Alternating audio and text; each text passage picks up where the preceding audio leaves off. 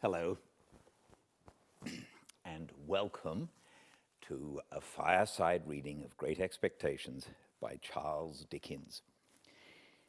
Now, the big news is that a cousin of mine sent me an email to remind me, I knew this, but he reminded me that Charles Dickens was actually a relation of mine. He married, not by blood, but he married my first cousin, 4 times removed, whose name was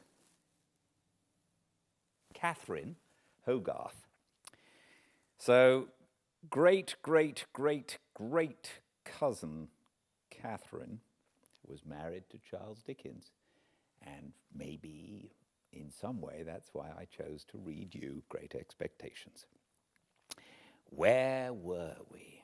Well, Pip had just come back from playing with Miss Havisham and the rather beastly Estella. Pip got back to Mr. Pumblechook's house. He wasn't there, and Pip set off home. So, welcome to a fireside reading of Great Expectations by Charles Dickens, Chapter 9.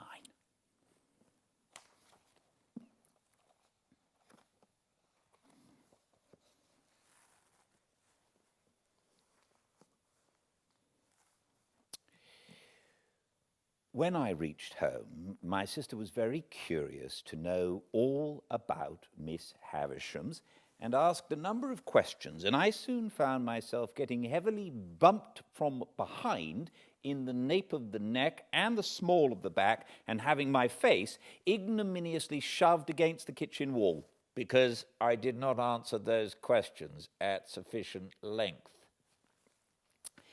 If a dread of not being understood be hidden in the breasts of other young people to anything like the extent to which it used to be hidden in mine, which I consider probable, as I have no particular reason to suspect myself of having been a monstrosity, it is the key to many reservations.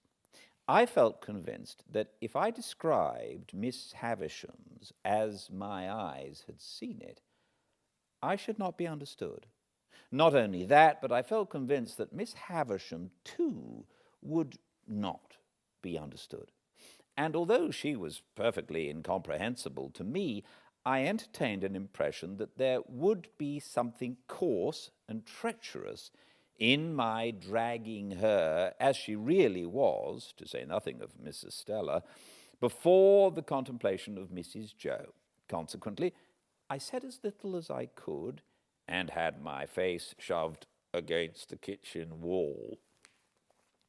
The worst of it was that bullying old Pumblechook, preyed upon by a devouring curiosity to be informed of all I had seen and heard, came gaping over in his chaise cart at tea time to have the details divulged to him. And the mere sight of the torment, with his fishy eyes and open mouth, his sandy hair inquisitively on end, and his waistcoat heaving with windy arithmetic, made me vicious in my reticence. "Well, boy," Uncle Pumblechook began as soon as he was seated in the chair of honor by the fire, "how did you get uptown?" I answered, "Pretty well, sir," and my sister shook her fist at me. "Pretty well?" Mr. Pumblechook repeated. "Pretty well is no answer. Tell us what you mean by pretty well, boy." "Whitewash on the forehead hardens the brain into a state of obstinacy, perhaps. Anyhow, with whitewash from the wall on my forehead, my obstinacy was adamantine. I reflected for some time, and then answered as if I had discovered a new idea. "I mean, pretty well." My sister, with an exclamation of impatience, was going to fly at me. I had no shadow of defense, for Joe was busy in the forge, when Mr. Pumblechook interposed with, "No, don't lose your temper. Leave this lad to me, ma'am. Leave this lad to me. Mr. Pumblechook then turned me towards him as if he were going to cut my hair, and said, "First, to get our thoughts in order, 43 pence. I calculated the consequences of replying £400, and finding them against me, went as near the answer as I could, which was somewhere about 8p off. Mr. Pumblechook then put me through my pence table from 12p make 1 shilling up to 40p make 3 and 4p, and then triumphantly demanded, as if he had done for me, "Now, how much is 43p?" To which I replied, after a long interval of reflection, "I don't know." And I was so aggravated that I almost doubt if I did know. Mr. Pumblechook worked his head like a screw to screw it out of me, and said, "Is 43p 7 and 6p 3 fardens, for instance?" "Yes," said I, and although my sister instantly boxed my ears, it was highly gratifying to me to see that the answer spoilt his joke and brought him to a dead stop. "Boy, what like is Miss Havisham?" Mr. Pumblechook began again when he had recovered, folding his arms tight on his chest and applying the screw. "Very tall and dark," I told him. "Is she, uncle?" asked my sister. Mr. Pumblechook winked assent, from which I at once inferred that he had never seen Miss Havisham, for she was nothing of the kind. "Good," said Mr. Pumblechook conceitedly. "This is the way to have him. We are beginning to hold our own, I think, Mum." "I am sure, uncle," returned Mrs. Joe, "I wish you had him always. You know so well how to deal with him. Now, boy, what was she of doing of when you went in today?" asked Mr. Pumblechook. "She was sitting," I answered, "in a black velvet couch." Mr. Pumblechook and Mrs. Joe stared at one another, as well they might, and both repeated, "In a black velvet couch? Oh, no, coach, I'm sorry. In a black velvet coach."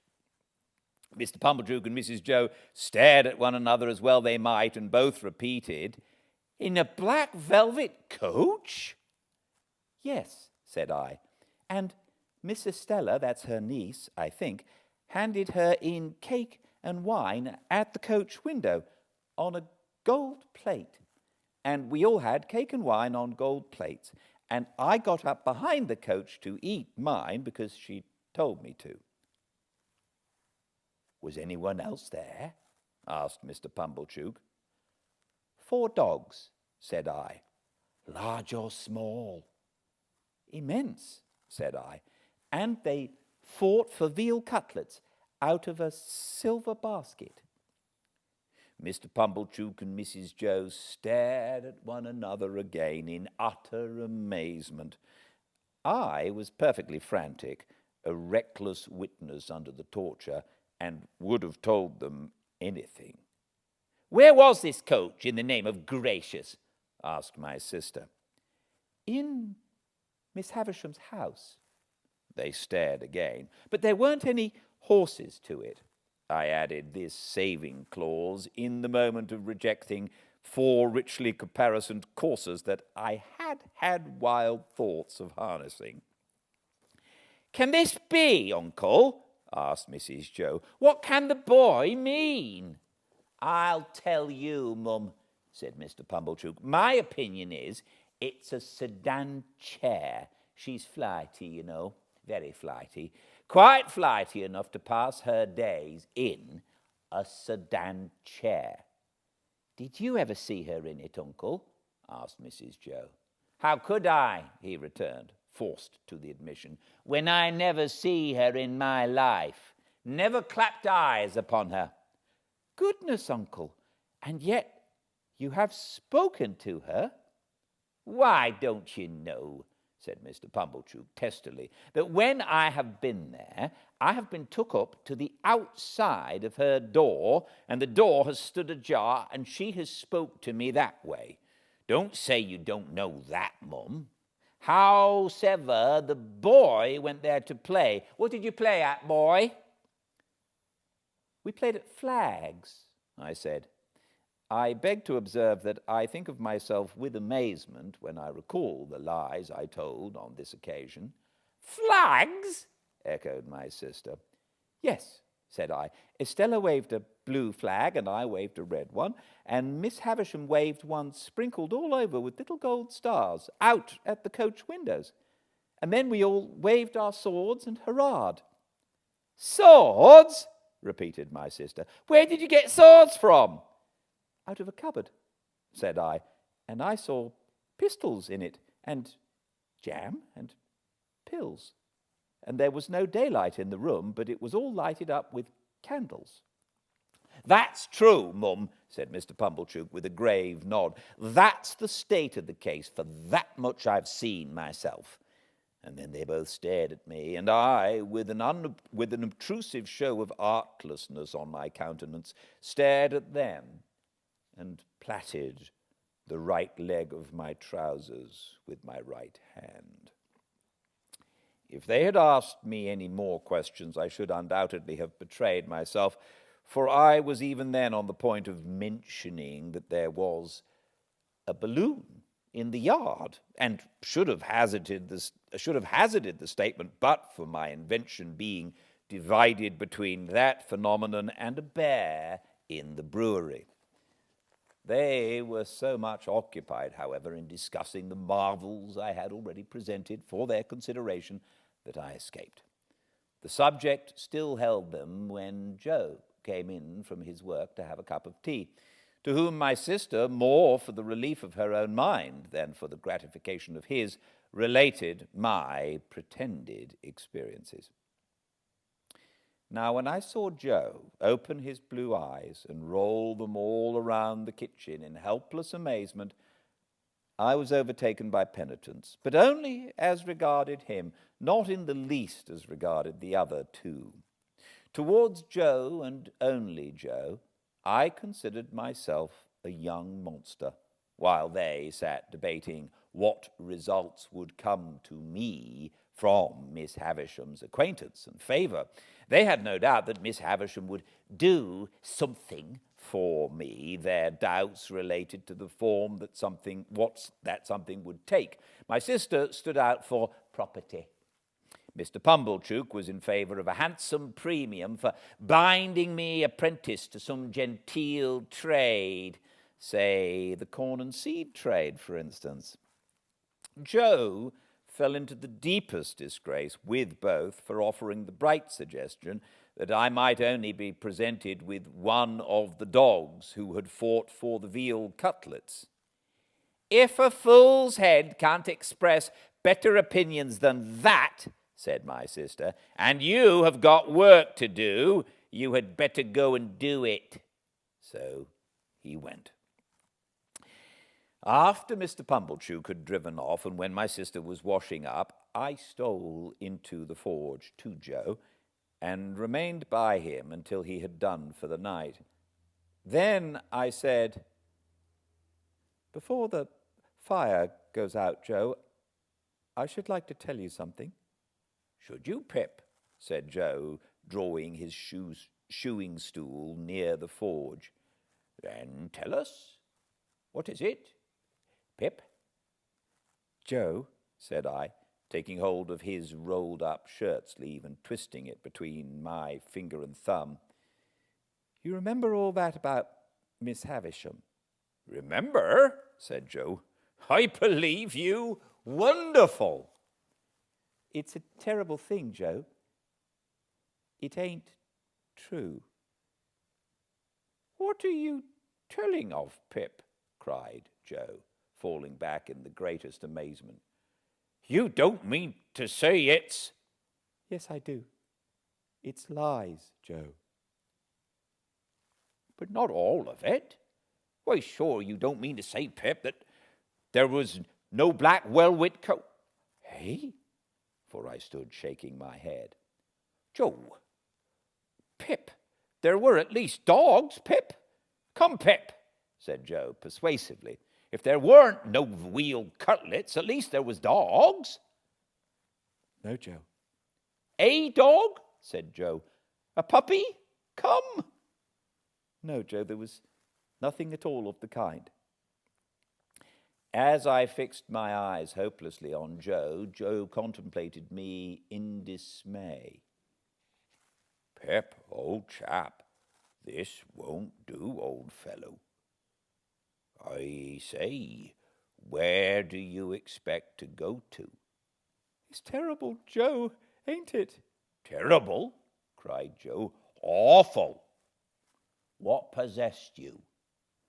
I don't know what possessed me, Joe, I replied, letting his shirt sleeve go and sitting down in the ashes at his feet, hanging my head. But I wish you hadn't taught me to call knaves at cards jacks, and I wish my boots weren't so thick, nor my hands so coarse. And then I told Joe that I felt very miserable, and that I hadn't been able to explain myself to Mrs. Joe and Pumblechook, who were so rude to me, and that there had been a beautiful young lady at Miss Havisham's who was dreadfully proud, and that she had said I was common, and that I knew I was common, and that I wished I was not common, and that the lies had come out of it somehow, though I didn't know how. This was a case of metaphysics, at least as difficult for Joe to deal with as for me, but Joe took the case altogether out of the region of metaphysics, and by that means vanquished it. There's one thing you may be sure of, Pip, said Joe, after some rumination, namely, that lies is lies. Howsever they come, they didn't ought to come, and they come from the father of lies, and work round to the same. Don't you tell no more of 'em, Pip. That ain't the way to get out of being common, old chap. And as to being common, I don't make it out at all clear. You are uncommon in some things. You're uncommon small. Likewise, you're an uncommon scholar. No, I am ignorant and backward, Joe. Why, see what a letter you wrote last night. Wrote in print even. I've seen letters, and from gentle folks that I'll swear weren't wrote in print, said Joe. I have learnt next to nothing, Joe. You think much of me, it's only that. Well, Pip, said Joe, be it so or be it so't, you must be a common scholar afore you can be a uncommon one. I should hope. The king upon his throne, with his crown upon his head, can't sit and write his acts of parliament in print without having begun when he were a unpromoted prince with the alphabet. Added Joe, with a shake of his head that was full of meaning, and begun at A too, and worked his way to Z. And I know what that is to do, though I can't say I've exactly done it. There was some hope in this piece of wisdom, and it rather encouraged me. Whether common ones as to callings and earnings, pursued Joe reflectively, mightn't be the better of continuing for to keep company with common ones, instead of going out to play with uncommon ones. Which reminds me to hope that there were a flag, perhaps. No, Joe. I'm sorry there weren't a flag, Pip. Whether that might be or mightn't be is a thing as can't be looked into now without putting your sister on the rampage. And that's a thing not to be thought of as being done intentional. Looky here, Pip, at what is said to you by a true friend, which this to you, the true friend, say, if you can't get to be uncommon through going straight, you'll never get to do it through growing crooked. So, don't tell no more on 'em, Pip, and live well and die happy. You're not angry with me, Joe? No, old chap. But bearing in mind that them were, which I mean to say, of a stunning and audacious sort, alluding to them which bordered on wheel cutlets and dog-fighting, a sincere well-wisher would advise, Pip, their being dropped into your meditations when you go upstairs to bed. That's all, old chap. And don't never do it no more. When I got up to my little room and said my prayers, I did not forget Joe's recommendation. And yet my young mind was in that disturbed and unthankful state that I thought long after I laid me down how common Estella would consider Joe, a mere blacksmith, how thick his boots, and how coarse his hands.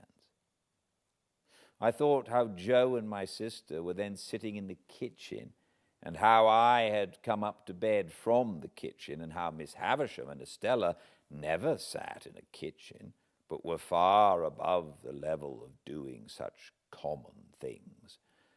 I fell asleep recalling what I used to do when I was at Miss Havisham's, as though I had been there weeks or months instead of hours, and as though it were quite an old subject of remembrance instead of one that had arisen only that day. That was a memorable day to me, for it made great changes in me. But it is the same with any life. Imagine one selected day struck out of it, and think how different its course would have been. Pause, you who read this, and think for a moment of the long chain of iron or gold, of thorns or flowers that would never have bound you but for the formation of the first link on one memorable day.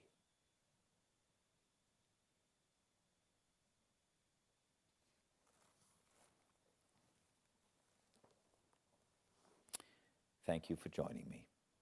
I hope this helps, and I'll see you here tomorrow for the next chapter of Fireside Reading. Please be well.